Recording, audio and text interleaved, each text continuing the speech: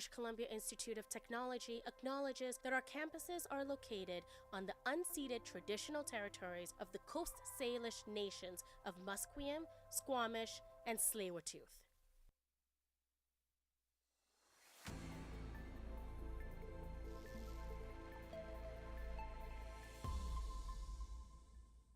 Good afternoon, Burnaby. It's Gabe DSC here from BCIT's The Crow.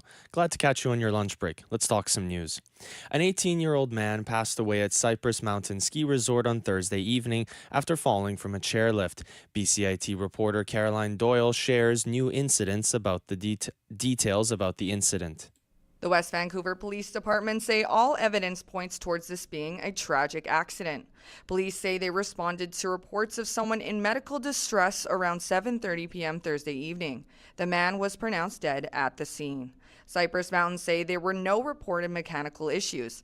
Details of what may have caused the fall have not been released. The investigation is now underway with the BC Coroner's Service. Caroline Doyle, BCIT News. Today is colloquially known as Blue Monday, or the saddest day of the year.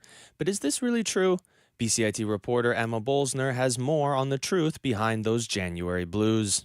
For over 20 years, the third Monday in January has been referred to as Blue Monday. For many, it's a time when New Year's resolutions are abandoned, credit card debt increases, and seasonal depression is in full swing.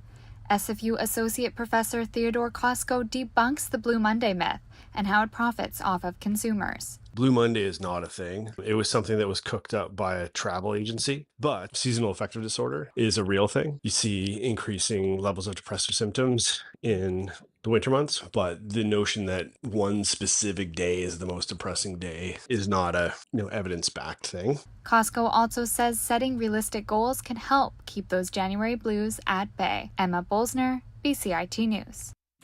Recent trends show that young people are increasingly avoiding alcohol. Our reporter, Nate Elms, discovers why this is and how the industry is reacting.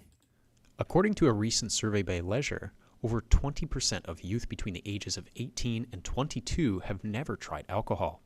At the same time, non-alcoholic beverage sales almost cracked $200 million in 2024, and a local brewery is staying ahead of the curve. Matt Martin is the general manager at Strange Fellows Brewing, where they already have numerous non-alcoholic beverage options. There is an overall lifestyle kind of shift, and again, that part's coming from a lot of the younger generations about the quantity of alcohol, and the consumption of alcohol as a whole. While drinking alcohol is nowhere near falling out of fashion, younger generations are taking charge in their relationship with booze. Nate Elms, BCIT News. Ontario Premier Doug Ford says Prime Minister Mark Carney's deal with China on electric vehicles has hurt Ontarians, and the two have not spoken since. Ford says the deal threatens the Ontario auto sector. He is also upset with being kept in the dark about the deal with China that Carney agreed to last week. The Prime Minister knows my number, and I thought we had a good enough relationship that he'd give me a quick text or a little bit of communication. That never happened. That's fine. Like I said, I know where I stand with him. Ford says these relationships are all about communication and collaboration, and he hopes to hear from Carney soon.